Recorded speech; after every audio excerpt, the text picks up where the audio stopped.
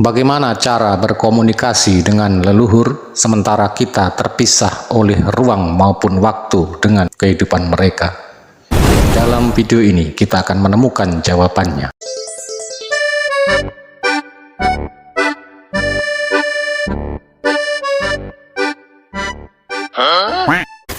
Oke pemirsa, kali ini kita akan belajar cara atau teknik untuk berkomunikasi dengan leluhur. Cara atau teknik meditasi kali ini sebenarnya masih tergolong dalam meditasi visualisasi. Meditasi visualisasi tersebut bisa kita gunakan untuk berkomunikasi dengan para leluhur kita.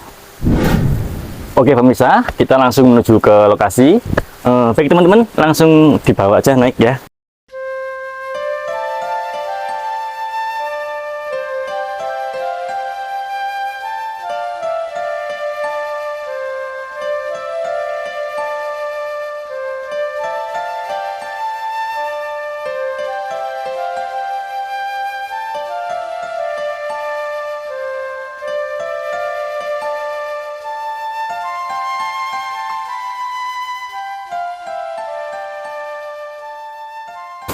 Baik pemirsa, kita sudah sampai di lokasi. Kita lihat di sini, teman-teman sudah melakukan persiapan. Kita akan belajar bersama, mencoba terhubung dengan leluhur kita. Leluhur kita yang ada di tempat ini, dengan cara meditasi visualisasi ini. Baik pemirsa, ikuti panduan dan arahan yang akan kita sampaikan kali ini. Baik, langsung kita mulai saja.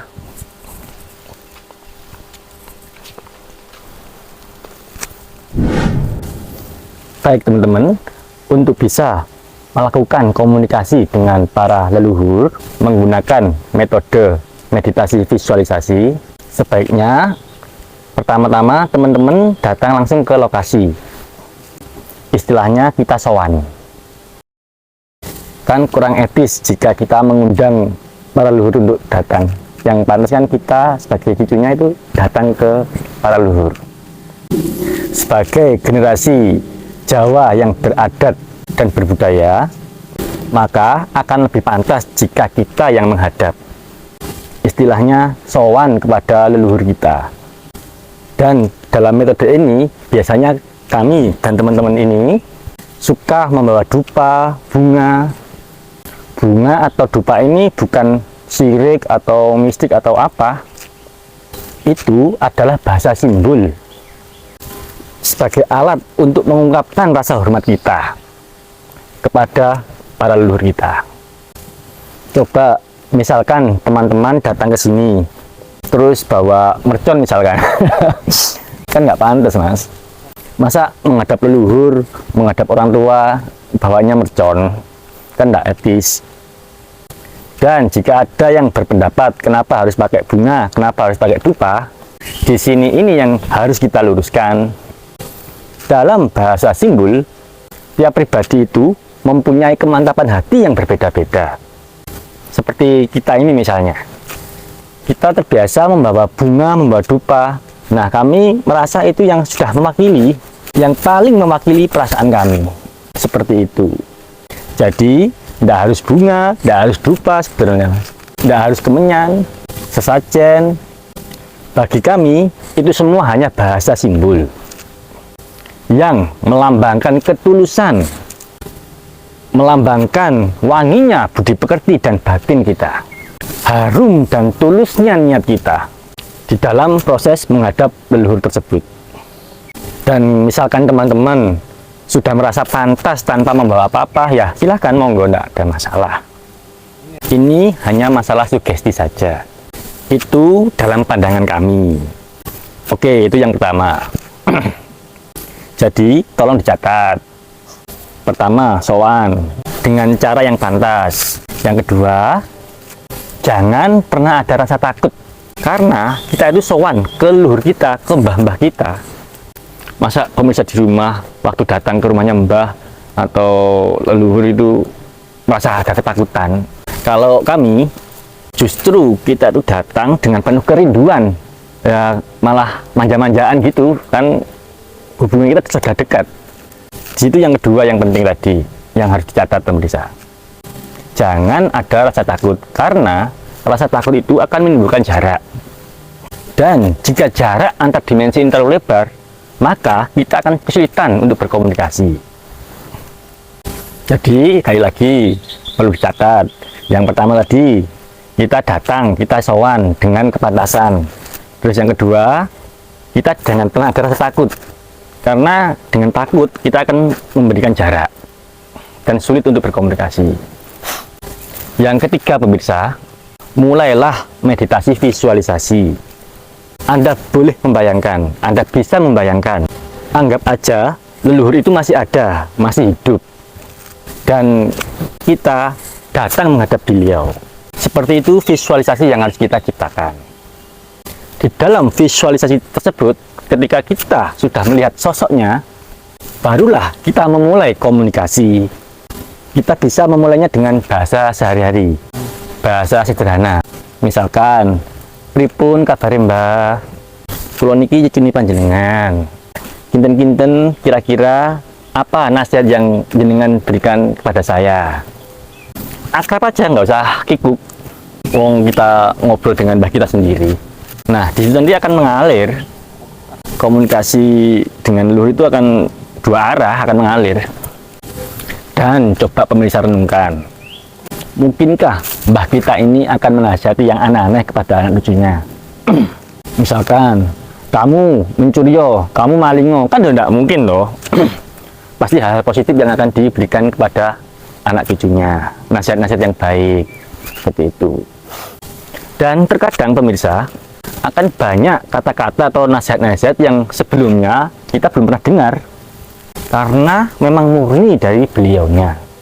Makanya sering teman-teman yang praktek itu dapat banyak kata-kata kuno, dapat bahasa-bahasa aneh gitu, sering. Dan kebanyakan dari mereka sendiri tidak bisa mengartikan. Dan kita sama tim itu sering membantu menerjemahkan, mencari referensi-referensi dari kamus-kamus kuno, seperti itu. Itu bisa terjadi karena sudah terjalin hubungan dua dimensi tadi. Jadi dunia batin kita akan terhubung dengan dunia leluhur. Jadi seperti itu, ada tiga hal yang harus diperhatikan. Ingat sekali lagi, datang atau sowan kepada leluhur. Yang kedua, jangan merasa takut. Yang ketiga, meditasi visualisasi. Anggap leluhur kita itu masih ada ataupun masih hidup, seperti itu. Kemudian barulah mulai komunikasi. Dan sebagaimana latihan-latihan sebelumnya, sebaiknya ini jangan dilakukan hanya sekali. Karena semakin sering Anda melakukan praktek ini, hubungan kalian dengan leluhur akan semakin erat dan akan semakin banyak komunikasi timbal balik dua arah. Dan kita akan menemukan, kita akan menggali, akan mendapatkan banyak informasi dari praktek ini. Demikian pemirsa, semoga ini bermanfaat. Jangan lupa telaten, tekun, serius, sabar, rendah hati, rahayu.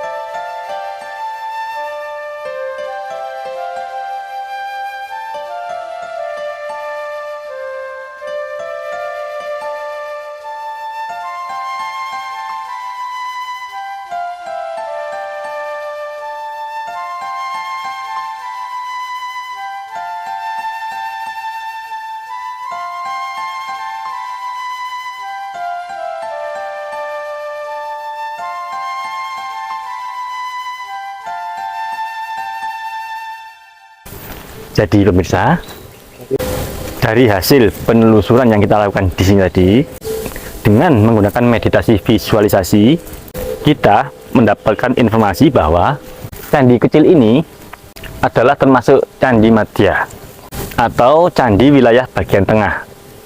Artinya di atas sana masih ada candi utama. Cuman karena aksesnya sangat rimbun, kita kesulitan untuk datang ke sana. Jadi kita cukup di sini saja. Dan dari sini saja kita sudah cukup banyak menggali informasi. Menurut informasi yang kita dapatkan tadi, di sini dulu di bawah asuhan Resi Warang Agung. Beliau masih satu garis keturunan dengan Dang Hyang Kepakisan. Candi ini dibangun di era Kediri Majapahit, era pertengahan. Di sebelah sana ada sungai kecil, di sebelahnya lagi ada bilik-bilik. Dulu tempat tinggalnya, kalau sekarang istilahnya santri. Kalau sekarang itu mirip pondok pesantren. Jadi di sini dulu itu pusat pendidikan agama Hindu. Dan di sini tempat peribadatannya. Di bawah asuhan Resi Warang Agung tadi. Demikian yang saya ketahui. Jika ada salah, kami dari tim Spikon Channel memohon maaf yang sebesar-besarnya. Oke, kita cross check teman-teman apa yang mereka temukan.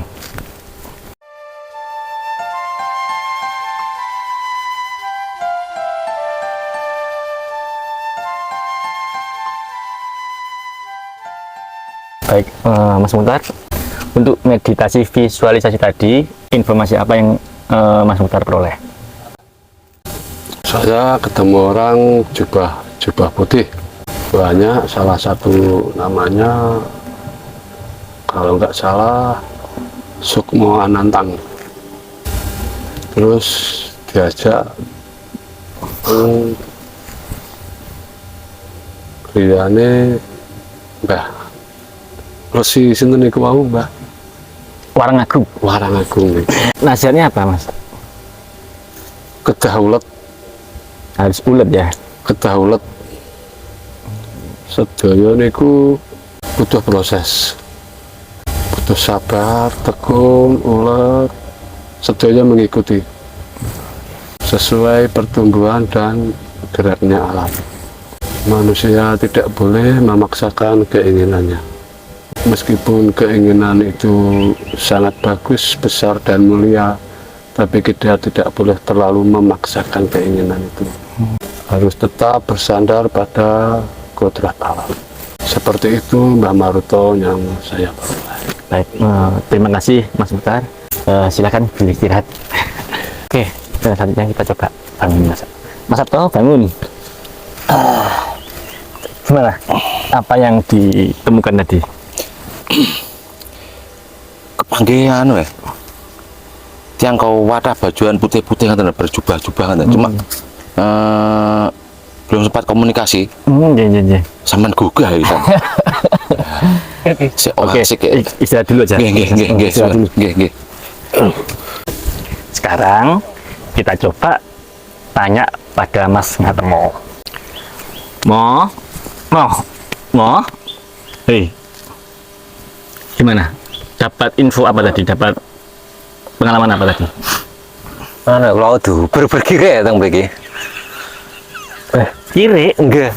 Tuh berkira dados pun kula ana paling mboten sopan to. Janjian semaring ngoten. Kosok kula langsung tuh beruber. Nggih memang niki area napa nggih area memang area sakral. Mboten kados sakniki didamel jag-jagan, damel trail, damel tiang saenak dhewe munggah. Jadi mulai ngandap sampai anu mboten sembarangan tiang. Jalan pun penuh kesopanan, penuh kerendah hatian. Tiang niku mboten enten sing ndingkluk. Sedaya ndingkluk tiap berdiri berjajar sedaya ngoten. Terus Penuh dengan kesopanan, penuh dengan istilahnya tata krama Jawa bener-bener terbentuk di sini, enggak sampai kados sing sakniki kados ngeten niki. ya kok saged diberkira pripun kula? Nggih, kan kula kan pemahaman kula kan lari ingkang sakniki ingkang yak-yakan mboten semerpaturan. Dadosipun nggih dampaknya langsung ternyata ketika posisi meditasi berhadapan kita masuk ke dimensi leluhur zaman lampau, bukan dimensi keadaan seperti ini yang mungkin kalau kita lihat dengan kasat nggak ada masalah, nggak ada apa-apa. Tapi sebenarnya kalau kita mau masuk ke dimensi yang lampau, begitu takjub akan peradaban, akan bentuk kesopanan, keluhuran, sangat menjunjung tempat ini. Jadi pemirsa dapat disimpulkan bahwa setiap kali kita akan menghadap pada leluhur, minimal hati kita harus bersih. Jangan kita terkontaminasi dengan kondisi-kondisi yang saat sekarang ini ya. Jangan dilandasi karena nafsu dan ego. Makanya kita membawa harum bunga, harum dupa yang melambangkan kebersihan dan keharuman hati kita. Setiap bangsa memiliki keluhuran budayanya masing-masing, dan kehancuran suatu bangsa dimulai dari kehancuran budayanya.